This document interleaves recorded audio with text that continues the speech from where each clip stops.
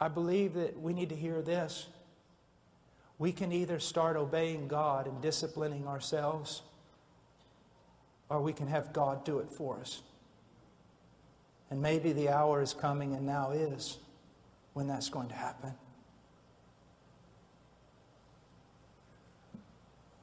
I'm not talking about critical, legalistic, hateful men. There's enough of those.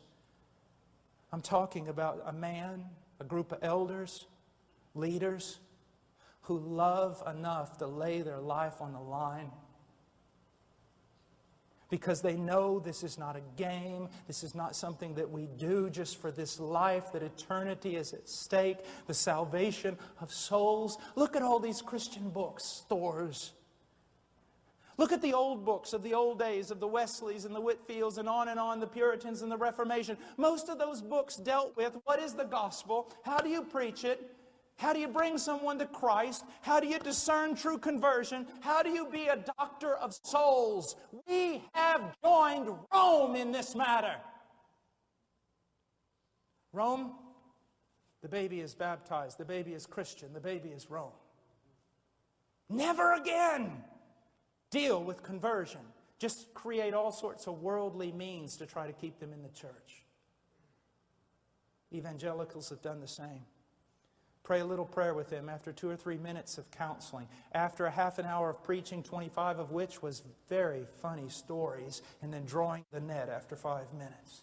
Counsel them for a little bit, and then declare them saved, and then spend the rest of their days discipling them and wondering why they don't grow. I want to submit to you. Now, I believe in personal one-on-one discipleship. But my dear friend, the church got along for 1,000 or more years without it. Without what we know as personal one-on-one discipleship with all the books and all the different things. I want you to think about this. One-on-one discipleship became gigantic in the late 70s. And until today. What was the cry?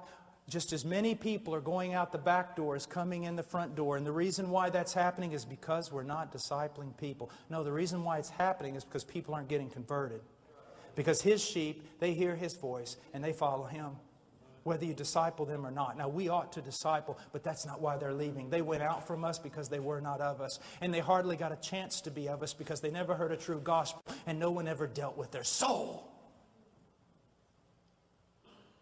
So we spend a fortune discipling goats, hoping they will become sheep. You can't teach a goat into a sheep. A goat becomes a sheep by the supernatural working of the Spirit of Almighty God.